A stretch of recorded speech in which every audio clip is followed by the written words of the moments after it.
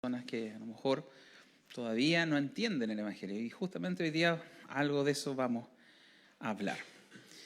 Quiero saber allá si en los controles estamos listos o no. ¿Sí? Bueno, comencemos. ¿Qué es una parábola? ¿Ha pensado en ese concepto de la parábola? No me refiero al concepto matemático de la palabra, sino al concepto literario o de orden, ¿no es cierto?, de comunicación. ¿Sabe lo que es una parábola? ¿Alguien tiene alguna idea? ¿Ya? ¿Una enseñanza? ¿Alguna otra definición por ahí? ¿Una comparación? Sí, por ahí también hay varios elementos ahí. Acontecimientos, sí. Bueno, de manera simple, como definición básica, la parábola es una historia terrenal, una historia de la tierra con un significado espiritual. Ya, para que lo apunte ahí, para que nunca más se lo olvide.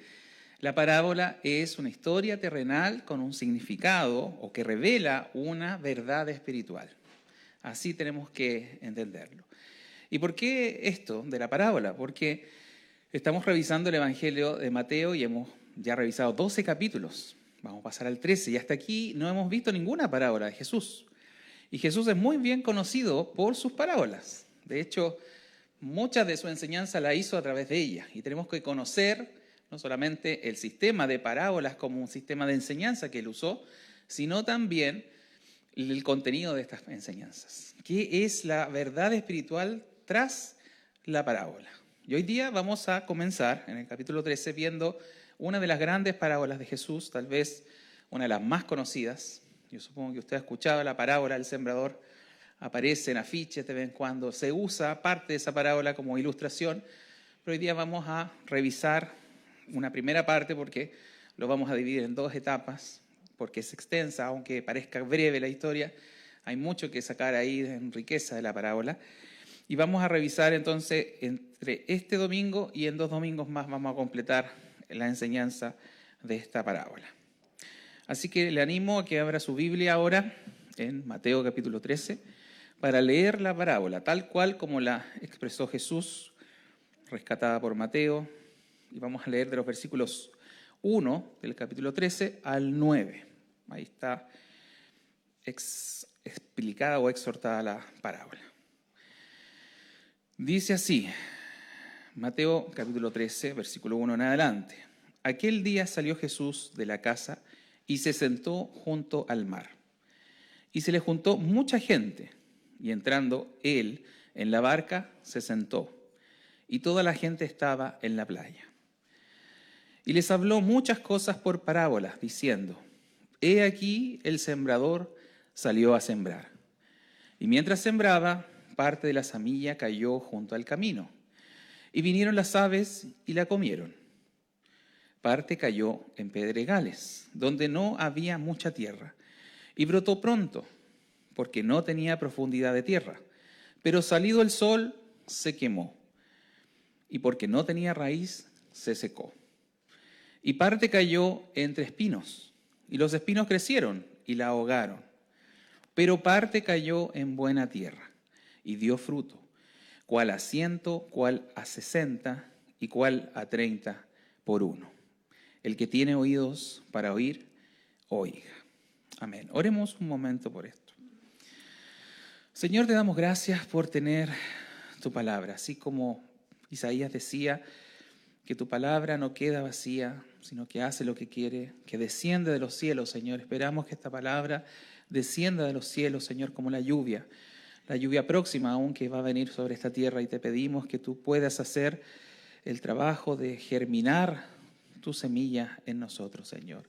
Bendecimos, Señor, este tiempo de comunión, a pesar del frío, a pesar de a lo mejor de un poco de poca asistencia. Señor, te damos la gloria a ti de poder estar reunidos y poder recibir, como siempre, tu mensaje. Ayúdame, como siempre, a través del Espíritu Santo, que Él ocupe mi vida, Señor, ocupe mis palabras para poder instruir fielmente lo que tú quieres decirnos a través de esta parábola. Gracias una vez más de estar reunidos, de tener este lugar, de que tu evangelio siga avanzando en nuestra tierra. Te lo pido en el nombre de Jesús. Amén. Amén. Bueno, antes de entrar a revisar la parábola en sí, quería tomarme nuevamente unos minutitos para explicar este concepto, o más bien el sistema de parábolas que usó Jesús, que es el gran maestro de las parábolas, por supuesto. No sé si usted sabía, pero el sistema parabólico, el sistema de enseñanza por parábola existía en el tiempo de Jesús. Antes de él hubo muchas personas, fariseos especialmente, que también la usaban. De hecho, era más amplio el concepto de parábole en el griego, era mucho más amplio que una historia, como le decía, una historia terrenal con un significado espiritual. Había muchos eruditos que la usaban para mencionar ciertos acertijos, ciertas comparaciones, ciertas especies, ¿no es cierto?, de dichos sabios y proverbios, también calzaban o eran parte del sistema de parábolas, de enseñanza. Pero solamente Jesús, como usted bien sabe, llegó a ser reconocido como el gran maestro por medio de sus parábolas, de un concepto muy simple, una historia breve que entrega un principio espiritual. Ahora, un comentarista bíblico que revisé, Poole, dice lo siguiente: ¿por qué era importante estudiar o por qué era importante para Jesús enseñar por parábola? Había dos ventajas que tenía la enseñanza por parábola. Uno era sobre la memoria de las personas. Era muy fácil recordar una historia. Nosotros todavía, me imagino, nos recordamos historias de a veces de los abuelitos que contaban, ¿no es cierto?, algo que les pasó. Entonces, recordar una historia es mucho más sencilla que a veces aprender un concepto o a entender alguna materia en el colegio. La parábola tiene esa conexión. Entonces sirve de una manera fácil para memorizarla. Yo estoy seguro incluso que Jesús repitió sus parábolas muchas veces en diferentes escenarios. No es que esto que acabamos de leer al borde de la playa sea la única parábola o la única vez que hizo esta parábola el sembrador. Yo creo que la repitió en muchos escenarios porque necesitaba que sus discípulos, sus apóstoles, quienes finalmente escribieron los evangelios, las recordaran para que nosotros las tuviéramos por escrito. Y el segundo elemento que escribe este comentarista Poole acerca de las parábolas es que tiene un efecto sobre nuestras mentes. ¿En qué sentido? Que nosotros debemos descubrir, nos hace pensar y descubrir el significado de la parábola. ¿Para qué está escrita la parábola? Como usted debe saber, la parábola tiene un solo significado, tiene un solo concepto principal que va a revelar. No pretenda usted buscarles elementos escondidos o ocultos. No ese es el sentido de las parábolas, sino que es una historia simple que refleja una verdad espiritual, pero no lo hace buscando cosas alegóricas. Me refiero con cosas alegóricas que usted piensa que si hay un detalle descrito en la parábola muy pequeño, muy ínfimo, tiene un significado por sí mismo, separado del contenido principal de la parábola. No es así, no busque cosas ocultas. Hay gente que se ha dedicado a encontrar que Jesús quiso advertir cosas que no están escritas en la parábola y le buscan un significado escondido, medio recóndito, medio difícil de buscar la conexión.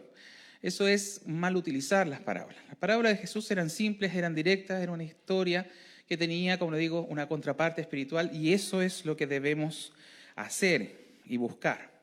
No podemos tergiversarlas ni manipularlas demasiado, porque es una sola historia con un contenido y con una enseñanza. Pero veamos el texto. Bueno, el texto no comienza propiamente con la parábola. Como usted ve, Jesús se nos presenta ahora en una playa.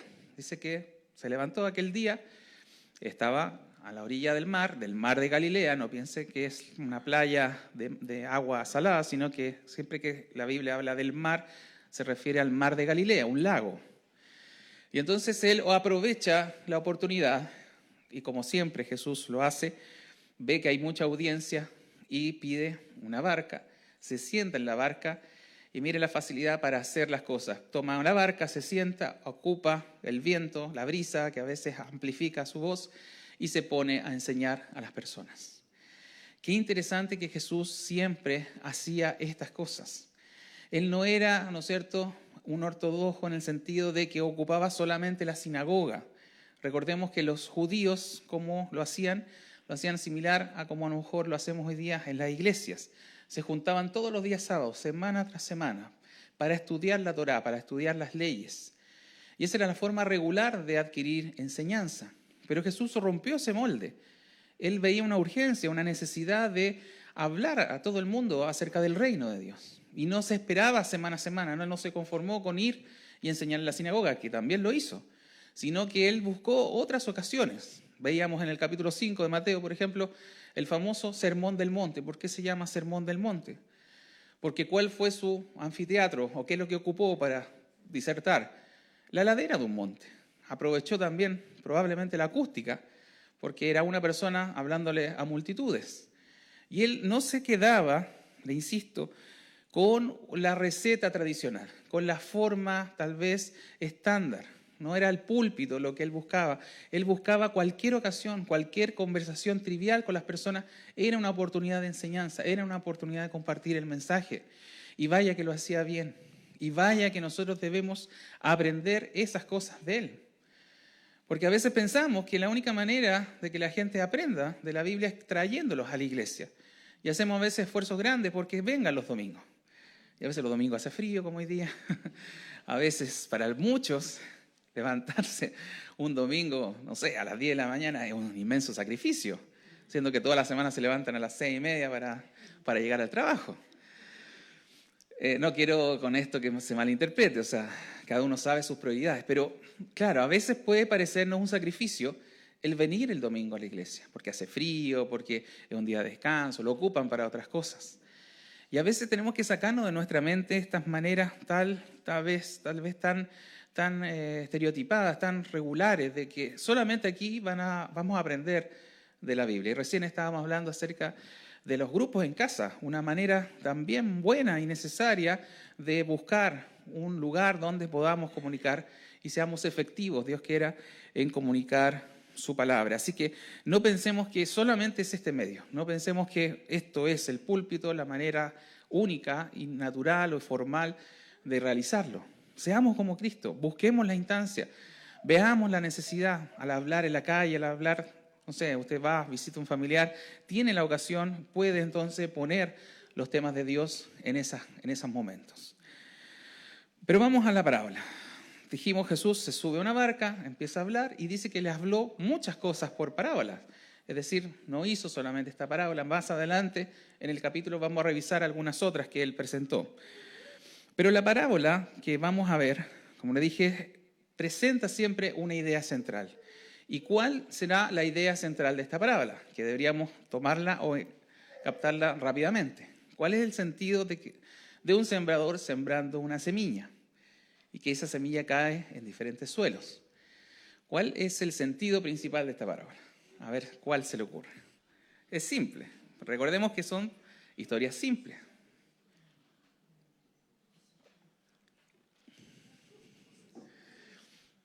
Claro, el sentido de la parábola es mostrarnos cómo reciben las personas la palabra de Dios. Si usted quiere decir de qué se trata esta parábola, de eso se trata. De personas del público de diversos tipos que recibe o recepciona el mensaje del Evangelio. Y por supuesto que hay diferencias, y esas son las diferencias que atienden a las diferentes tierras. Cada una de las personas, o los grupos de personas que reciben la enseñanza, va a dar ciertos resultados, ciertos frutos. En algunos va a caer y ni siquiera va a entrar en esa tierra, pero en otras va a tener un éxito genial o fenomenal. Pero la parábola también enseña algo importante y por ahí yo quiero comenzar. Porque recordará que estaban las multitudes de gente que venía a escuchar a Jesús, pero además estaban siempre sus discípulos, sus apóstoles finalmente, aquellos que les entregó mayor conocimiento. Y si revisamos la Biblia, y qué bueno que nosotros lo hagamos secuencialmente, es decir, todas las semanas vayamos agregando algo a la historia y no nos saltemos parte, ¿no es cierto?, en este caso del Evangelio. Porque usted recordará que habían pasado cosas. Jesús cuando hace las cosas no las hace, ¿no es cierto?, sin un sentido. La Biblia nos muestra las razones finalmente por qué Jesús trabaja de determinadas maneras, por qué hace las cosas de una manera y no de otra. Recordemos que Jesús venía en el capítulo anterior teniendo problemas ¿con quién? Con los fariseos, que de hecho habían tomado, no sé si se recuerda, versículo 19 creo que está, habían tomado consejo, versículo 14, Mateo 12, 14, habían tomado consejo para destruir a Jesús. ellos estaban tramando ya cómo acabar con él, cómo matarlo, cómo buscar una manera que saliera de escena, porque seguía mucha gente, hacía muchas sanidades. Para ellos no era el Mesías esperado, tenían conflictos. Y de hecho Jesús toma cierta distancia. Nos dice en los versículos 16 en adelante que él ya cuando sanaba le decía a las personas, ¿saben qué? No digan que yo fue el que lo hizo. Estaba de alguna manera apartándose de los lugares más públicos o más concurridos. Él estaba, pareciera, tal vez su ministerio escondiéndolo un poco. Y si usted fuese discípulo de Jesús en ese momento, a lo mejor se preguntaría, parece que algo está pasando, no está yendo tan bien. Tanta gente que venía hacia nosotros. A lo mejor podría haber tenido un poco de temor. ¿Qué va a pasar con Jesús? Estos hombres que eran importantes estaban complotando, querían destruirlo. Y a lo mejor sus propios discípulos se habrían sentido un poquito desesperanzados, un poquito atemorizados y un poco decepcionados por estas cosas que Jesús le estaba diciendo a la gente y esta manera de apartarse un poco. Y tal vez, y este es el punto importante, la parábola también tiene una importancia y un significado para nosotros como sus discípulos ahora, 2000 años después. Porque la parábola habla de el sembrador. Y adivine quién es el sembrador en la parábola. No es solo Jesús predicando, sino que también somos nosotros los sembradores de la parábola. Cada uno de nosotros tiene una responsabilidad. Y de eso recién estábamos hablando, de cómo predicar a otros, de cómo enseñar a otros, de cómo hacer que la palabra, que es la semilla, llegue a más personas. Somos responsables de eso también. Dios nos comisionó. Antes de ir al cielo dijo, ¿no es cierto?, toda potestad me he dado en los cielos y la tierra. Entonces vayan y hagan discípulos, vayan y prediquen a toda criatura. Es la famosa gran comisión. Y nosotros tenemos esa responsabilidad también, somos sembradores de su palabra. Entonces tenemos que preguntarnos, bueno, si somos sembradores, ¿cuál es la semilla que tenemos que entregar? ¿Cómo debo entregar o tirar o lanzar esa palabra? Recordemos que en ese tiempo podría ser que los discípulos estuvieran atemorizados y un poco desesperanzados, pero la parábola indica que siempre va a haber resultados con la palabra de Dios. Y es lo que decía el hermano Sergio leyéndonos Isaías. La palabra nunca vuelve vacía. La semilla tiene un poder en sí mismo. Por sí mismo tiene la capacidad de cambiar a las personas. Ahora nosotros no sabemos quiénes van a ser las buenas tierras, pero tenemos la indicación de Dios de salir a lanzar la semilla. Y por lo mismo debemos conocer la palabra de Dios. Porque usted entenderá que la semilla no es otra cosa que la palabra. ¿Y dónde está la palabra de Dios? En la Biblia. Mire qué fácil, mire qué sencillo.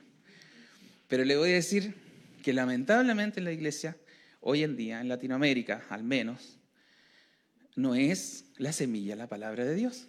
No es la semilla la Biblia. Y ese es el problema, ahí está el problema. Porque ¿cuál es la semilla para muchos? Que en realidad no es semilla, yo diría que es maleza la que están tirando. Para muchas iglesias, lo que se da en los púlpitos, de verdad, son falsas profecías. Se para alguien adelante a decir es que Dios me dijo, que yo recibí esto, y empiezan a cantar sus sueños o mostrar sus historias. Y nuevamente tenemos que decirlo que eso no es el mensaje de la palabra, no es el evangelio. Eso no va a traer fruto. Mire qué delicado el tema. El predicador tiene una responsabilidad. El que tiene la semilla tiene que saber que su semilla es buena. Eso es lo que se hace en el campo. Se busca la mejor semilla, se compra una semilla que se sabe que va a dar fruto. Pero se ha cambiado la palabra de Dios, se ha cambiado la Biblia por sueños, por visiones supuestas, por falsas revelaciones. Y eso es lo que se le entrega a la gente. Es maleza, es basura, finalmente no lleva fruto. Y la gente se pregunta, ¿por qué la iglesia no crece? O si crece tan defectuosa. Es que no se está enseñando la palabra, no se basan en la Biblia. O si bien se basan en la Biblia, que ocurre en otras iglesias, tal vez predicadores que quieren hablar de la Biblia, la usan tergiversadamente. Es decir, hay muchas iglesias que le presentan el Evangelio de una manera muy mala, porque no es el mensaje central Jesús ni la cruz. El mensaje central es: ven, Dios te ama, Dios te va a dar una bonita familia, te va a dar un bonito bienestar, tu mejor vida es ahora. Y le enseñan cosas que son francamente humanistas, que no tienen el contenido ni el concepto cristiano hablando del Evangelio. Presentan a un Dios facilitador de esta vida, ayudador de enfermedades, y a veces incluso las personas se esperanzan en ese mensaje falso, en ese mensaje que no es cristiano, que no es verdaderamente de Dios, y entonces salen realmente enojadas con Dios. ¿Por qué? Porque se les promete que Dios les va a sanar la enfermedad, se les promete que Dios les va a dar un trabajo, Dios les va a dar dinero, venga, siembre aquí, deje su plata, y finalmente pasa el tiempo y no están recibiendo eso. ¿Qué va a pasar? La gente se va a sentir ofendida, va a decir: me están prometiendo, me están dando falsas esperanzas. Porque ese no es el Evangelio, ese no es el mensaje de Dios. El mensaje no tiene que ver con nosotros. Se nos ha olvidado mucho cuál es la semilla que debemos sembrar, cuál es el mensaje central del Evangelio. El mensaje del Evangelio no es el hombre el protagonista, es Dios el protagonista, su santidad es la protagonista. Y por eso nos dice el mensaje de Dios que nosotros hemos ido en contra de Dios, que nosotros tenemos un problema con Dios, que nosotros estamos en pecado, hemos nacido en pecado y tenemos que solucionarlo. Y tenemos que mirar lo que viene después de la muerte, que es el juicio de Dios. Y que hay un infierno y que hay que pagar todo lo que hemos hecho en esta tierra. Esas cosas no se predican, no se quieren hablar. Entonces, por eso es que no hay resultados, por eso que el mensaje se hace infructuoso en muchas ocasiones. ¿Cuál es el mensaje entonces? Mire, hay un predicador, se llama Ray Comfort, que tiene una ilustración bastante interesante para que entendamos cuál es este mensaje que tenemos que dar. ¿Cuál es la semilla? A ver si usted logra entender esta comparación que él hace. Él dice lo siguiente, dice: supongamos que vamos en un avión, ¿ya? Y viene la azafata y me entrega un paracaídas. Y me dice: ¿sabe qué? Póngase el paracaídas porque eso le va a mejorar el vuelo. Bueno, uno se lo pondría porque viene la azafata y me da esa indicación, uno cree que le va a servir. Pero se pone el paracaídas, el chaleco paracaídas, es como incómodo, es como grande. Acuérdense que los aviones son chiquititos, las sillas apenas cabe uno con las rodillas. Y empieza a sentir que no es tan sencillo, no le está ayudando para nada para el vuelo. Pasa la gente y lo mira raro, se ríe de usted. Qué ridículo está haciendo ahí. Y pasa el rato y no siente en ningún caso que eso le esté mejorando la experiencia en el vuelo. Entonces usted empieza a enojarse y a molestarse. Se empieza a ver como un bicho raro dentro del avión. ¿Y qué es lo que hace finalmente? Se enoja con la azafata, se saca el chaleco y lo tira, que es lo más lógico. ¿Sabe cuál es el problema? Que la azafata no le dijo, al entregarle el chaleco, que el avión estaba con problemas y que probablemente en un tiempo más, en cualquier momento se le decía: va a saltar del avión. Iba a ir a 10.000 metros, a 10.000 pies de altura, y que posiblemente, si no tenía el chaleco, por supuesto, alguien se muere. No sé si entiende la comparación. Ese es el Evangelio.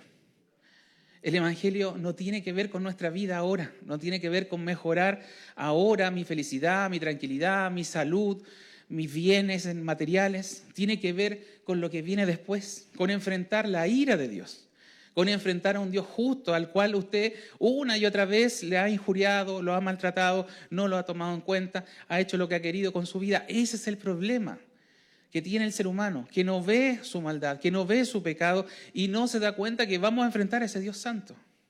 Y si usted no tiene un chaleco paracaídas, entonces se va a morir, porque eso es lo lógico, si salta de un avión andando. Entonces, si no tiene a Cristo, que es el paracaídas, entonces usted no va a sobrevivir a Dios. Todo lo contrario, si usted le explica bien a la persona, le hubiese dicho: si es con este paracaídas usted se va a salvar de la muerte segura, porque el avión tiene problemas y puede que va a tener que saltar. ¿Qué habría hecho si usted le hubiesen dicho esa información? Se habría puesto el paracaídas sin importar si se sintiera mal o le quedara cómodo. Es más, estaría agradecido que la azafata le haya dado el paracaídas y que algunos otros no lo tengan. Se sentiría tranquilo. No importa las burlas, no importa la crítica, y eso pasa. El camino de Cristo es difícil, el camino de Cristo es de renuncia. Pero si sabemos que tenemos a Cristo puesto en nuestra vida y que vamos a enfrentar un juicio y vamos a salir bien por Cristo porque tengo este paracaídas, entonces no me va a importar cómo me vaya en este tiempo, cómo me vaya en esta tierra, cómo sufra o deje de sufrir. Porque es más importante lo que viene hacia adelante. Ese es el mensaje, ese es el Evangelio. Y por eso tenemos que tenerlo claro, porque nosotros somos responsables de entregar esa semilla, que es la palabra. Y si no hacemos eso, si no entregamos la verdad, si no entregamos honestamente, de manera desinteresada, ¿no es cierto?, la oferta del Evangelio, las buenas noticias del Evangelio, entonces estamos siendo malos, estamos siendo personas realmente deshonestas por un lado, que escondemos la verdad y que no nos importa el prójimo. Mire, esto se lo voy a graficar de otra manera también. Pensemos en una situación también un poco límite. Tenemos un familiar enfermo y usted tiene el remedio para mejorarlo. Es una enfermedad grave, es un cáncer. Pero usted dice, este remedio es malo, es desagradable, tiene efectos colaterales, se le va a caer el pelo, va a quedar así. ¿Usted le daría el remedio a su familiar? Si lo quiere, por supuesto que se lo va a dar. No importa los malos efectos secundarios que tenga, porque sabe que con ese remedio se va a mejorar. Entonces, ese es el Evangelio. Predicar la buena noticia de Dios que primero, por supuesto, nos deja muy mal parados. Nos dice que somos pecadores, nos dice que estamos haciéndole mal a Dios. Pero por otro lado nos da el remedio, nos da a Cristo. Primero nos hiere el Evangelio, pero después nos cura y nos venda. Entonces, esas son las buenas noticias que tenemos que predicar y tenemos que ser claros, muy claros en este punto, porque muchas de las cosas que vemos hoy día en la iglesia es la predicación del no evangelio, de semillas podridas, de semillas que no van a llevar fruto, que realmente pareciera que la gente está ocupando esos púlpitos con otras motivaciones, pero no por la palabra, no por agradar a Dios. Entonces ahora sí entendemos bien qué es la semilla, de dónde sacamos, de dónde es el granero al cual yo voy a ir a buscar la semilla buena, que es la Biblia. Si entiendo el mensaje, entonces voy a también entregarlo correctamente. Jesús eso hacía. Él no vino a contarnos que Él era bueno y que era perdonador. ¿Qué es lo que hacía? Se enfrentaba con el pecador, se enfrentaba con el fariseo y le daba la ley. Al que era rebelde, al que era duro, pero al humilde le daba la gracia, le mostraba el perdón. Pero hoy día tenemos que actuar igual que Jesús, ofreciendo la gracia a lo que está humillado y ofreciendo la ley moral de Dios al que es duro, al que es fariseo. Y aprender de Jesús como maestro en todas estas cosas. Ahora, si entendemos, le insisto, este concepto de cuál es la semilla que hay que predicar, cuál es el mensaje, y si nos sentimos, ¿no es cierto?, seguros, porque Jesús en esta parábola da a entender que va a haber una siembra, que va a haber, una cosecha, que la cosecha es segura también, que nosotros no sabemos a quién le estamos lanzando la semilla, pero nos da aliento para seguir haciéndolo. Entonces ahora puedo ver cuáles son esas tierras, cuáles son esas personas que van a recibir el mensaje. Y por el tema del tiempo solamente vamos a hablar de la primera tierra que se menciona aquí. La primera tierra que no es tierra, sino que es el camino. Leamos de nuevo el versículo 4. Dice, y mientras sembraba, parte de la semilla cayó junto al camino y vinieron las aves y la comieron. Bueno, para poder entender nuevamente tenemos que recordarnos cómo se sembraba en esos tiempos, que no es como ahora. Hoy día hay tecnología. Hoy día nuestro hermano sabe, hay riego tecnificado, la semilla prácticamente no se pierde.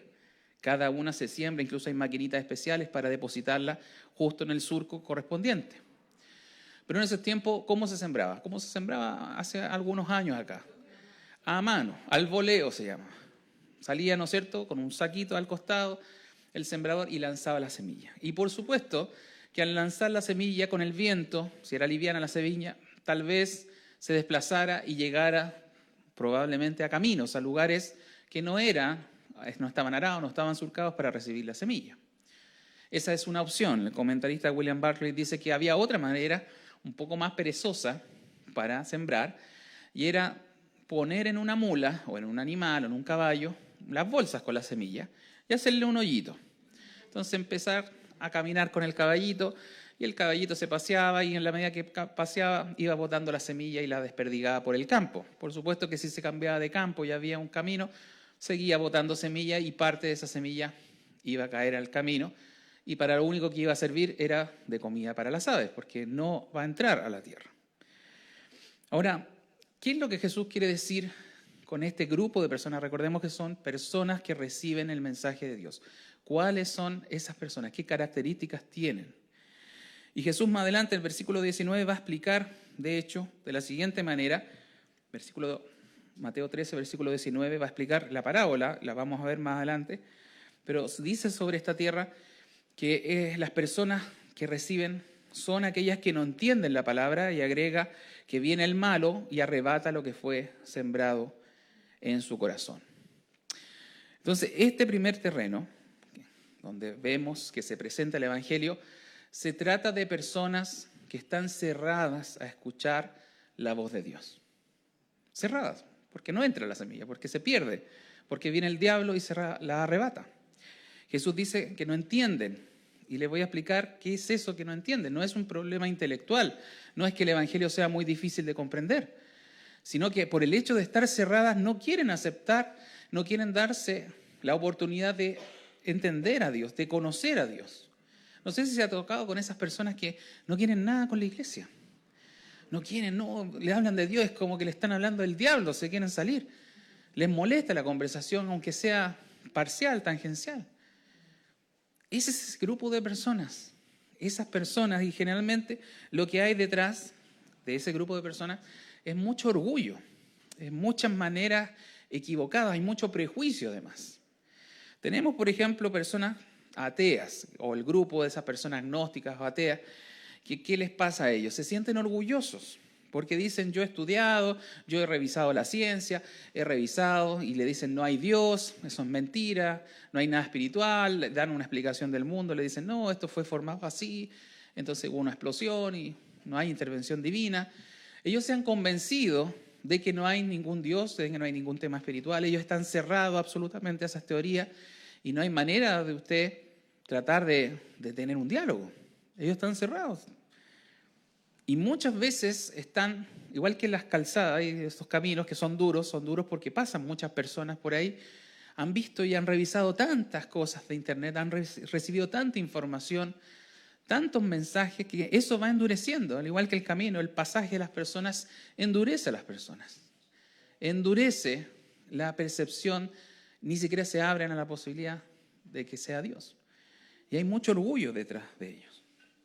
Un segundo grupo de personas, como les decía, pueden ser personas que tengan prejuicios. Y ahí nuevamente apuntamos a la mala enseñanza de la palabra. Hay gente que es prejuiciosa, que viene con un ánimo cerrado a recibir el Evangelio.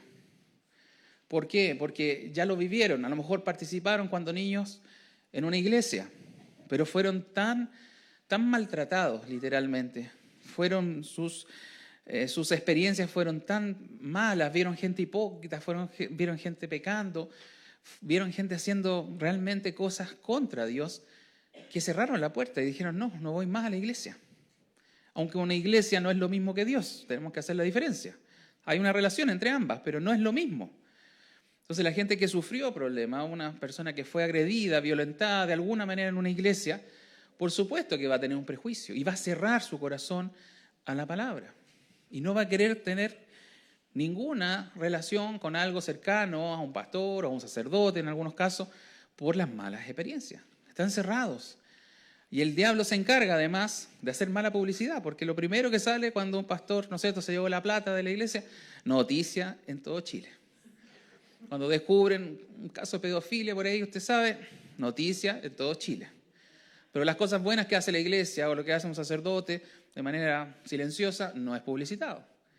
Entonces el diablo también opera arrebatando la palabra de Dios en el sentido de dar mala publicidad, mostrar que son todos corruptos, que son todos malos, que son todos pecadores, que nadie se salva en una iglesia. Y ese prejuicio aparta a las personas.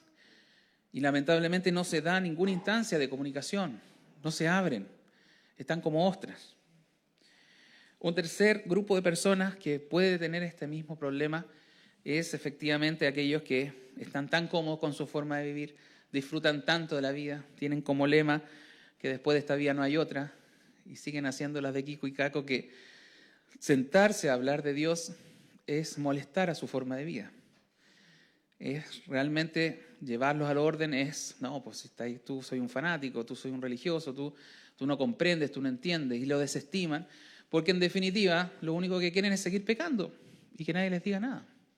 Algunos se hacen ateos por esa razón también. El ateísmo en algunos casos es porque no quieren reconocer a Dios, no quieren saber que hay alguien que les pueda decir esto no y esto sí. Y esas personas también tienen un orgullo, pero es un orgullo diferente, es un orgullo del pecador de sentir que no hay nada que les tengan que decir, pues si él es adulto, si él es grande, él no hace daño a nadie, y usan esas frases para justificar que están en pecado. Ese es otro grupo de personas que está cerrado, que usted habla con ellos y pareciera que no hay por dónde entrar a hablarle de Dios.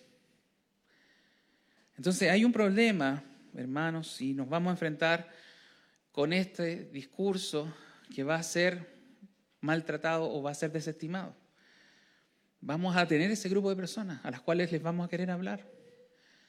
Y por eso necesitamos tener tanto conocimiento de la Biblia, tanta correcta información, conocer bien la palabra, dominarla idealmente, para poder, y Dios mediante, gracias al trabajo del Espíritu Santo, que Dios abra esos corazones, que podamos, ¿no es cierto?, llegar con la semilla correcta y entregarla. Por supuesto que el que hace la obra es Dios.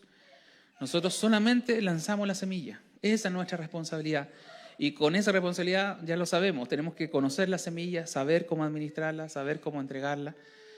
Pero hay una parte que no nos corresponde a nosotros. Pero va a haber éxito en la labor del sembrador. Va a haber éxitos garantizados. Van a haber personas que escuchan. Pero van a haber otras que vamos a ver tal vez un rotundo fracaso. Pueden ser cercanos, pueden ser familia, pueden ser amistades que usted dicen, ya no sé cómo hablarle porque le he dicho tantas veces lo mismo, ya hemos hablado tanto el tema y no se abre y no hay ninguna posibilidad. Pero eso es la buena noticia, que el Señor sabe cuál es la buena tierra, no nosotros. Nosotros no podemos evaluar a la gente por su comportamiento externo, no sabemos lo que está pasando dentro de su cabeza cuando usted le habla de Dios. Y necesitamos más oración y necesitamos más guía del Espíritu Santo para que realmente logremos hacer que Dios haga una obra en ellos y hacer nuestra parte y hacerla responsablemente. Por lo tanto, en modo de resumen de este día, ya para terminar, primero, la intención, como le dije, de la parábola es revelar qué tierra somos. Esa es la verdad detrás de esta parábola. ¿Cómo es las personas? ¿Cómo son las personas? ¿Cómo responden al Evangelio? Y si bien a lo mejor ninguno de los que estamos aquí somos de este grupo del camino, porque estamos recibiendo la palabra, porque venimos acá voluntariamente para escucharla, nos hemos topado con muchos de ellos. Y Dios quiera y Dios nos ayude, le insisto, a que esas personas cambien, a que usted haga su parte y ellos cambien. El otro día mandé un mensaje por el Facebook de un predicador que se llama A.W. Tozer. Él decía, y lo parafraseo nuevamente, dice, debemos volver a las bases del Evangelio, abramos nuestros corazones y escudriñemos la Escritura. Eso debemos hacer siempre, por nosotros mismos. Debemos asegurar en nosotros primero la palabra, fijarla en nosotros. Él termina diciendo, en cada generación el número de justos, o vendría siendo de buenas tierras, es pequeño, efectivamente. Debemos asegurarnos de estar entre ellos. Y ese es el mensaje de hoy día, hermanos. Nosotros tenemos que hablar más de Dios. Tenemos que encontrar que Dios es el tema principal de la vida. Dios es una realidad trascendente. ¿Qué quiere decir eso? Que más allá de la vida, Dios va a estar. Que cuando muramos lo vamos a enfrentar. Que no podemos escapar de esa realidad. Aunque usted la niegue, aunque usted se encuentre con personas que digan que no existe Dios. Lo van a enfrentar. Y nuestra responsabilidad como sembradores es llevar el mensaje. Hacerlo bien, saber y conocer lo que tenemos que predicar. Esto no se trata de mejorar nuestra vida ahora. Se trata de salir del juicio de Dios, de ser perdonado por Dios, de estar reconciliados con Dios. De eso trata el Evangelio. Y si no lo tenemos claro, por supuesto que vamos a llevar una semilla defectuosa, no vamos a impactar a nadie. Por lo tanto, abramos nuestros corazones, escudriñemos la Escritura y confiemos que Dios obviamente va a dar a su palabra cabida según Él desee. Nosotros somos responsables en entregarla y entregarla bien. Y que Dios haga, de acuerdo a su voluntad, con las personas. Va a costar, va a ser difícil. Este grupo de personas es el más difícil. Pensamos que estamos perdiendo el tiempo, pero no se canse de entregar la semilla. No se canse de hacerlo. Porque solamente Dios sabe quién es la buena tierra y quién no. Pero tenemos que seguir esta parábola y vernos reflejados también en ella, tanto como tierra como también como sembrador en una participación, ¿no es cierto?, en el reino, como Cristo quiere que nosotros seamos sembradores de su palabra. Amén. Oremos entonces por esta palabra. Padre, te damos gracias por tu semilla, Señor, por la verdad de la Biblia, por lo que nos enseña, cómo nos exhorta, cómo nos corrige, cómo, Señor, tenemos que vernos a nosotros mismos en esta labor. Que seamos como Cristo, que busquemos agradarte, que busquemos hacer tu voluntad. Señor, si hubo alguien que realmente hizo tu voluntad y tú te agradaste de él, fue tu Hijo amado y tú dijiste de él que en él tenías complacencia, en que nosotros podamos complacer en algo a tu persona, presentando bien tu evangelio, haciendo bien las cosas, Señor, y ocupando cada instancia para hacerlo. Señor, ayuda a aquellos que no creen, Señor, a aquellos que están cerrados, que han tenido malas experiencias, que hay prejuicios, que hay daños, Señor, que tal vez la iglesia sea en parte responsable de aquello. Yo te pido, Señor, para que tú sigas abriendo mente y corazón en este yapel, allá en Salamanca también, y así en toda la provincia y en todo Chile. Ayúdanos, Señor, en esta labor. A veces podemos sentirnos cansados, podemos sentir que estamos sin esperanza, pero tú nos recuerdas que tu palabra nos vuelve vacía, que va a hacer lo que tú quieres, Señor, para cual lo has enviado. Y yo te pido para que nos revitalices como iglesia, que nos revitalices como personas para seguir poniendo en alto tu nombre y que podamos vernos también a la luz, en el espejo de la palabra, para saber cómo somos, quiénes somos realmente y ser honestos contigo. Gracias una vez más por tener la oportunidad de presentar tu evangelio, por presentar tu palabra y que sirva y sea también una herramienta eficaz para mis hermanos, en cada una de sus familias, en cada una de sus circunstancias, Padre. Te lo pido en el nombre de Jesús, síguenos ayudando en esta iglesia. En el nombre de Jesús, amén.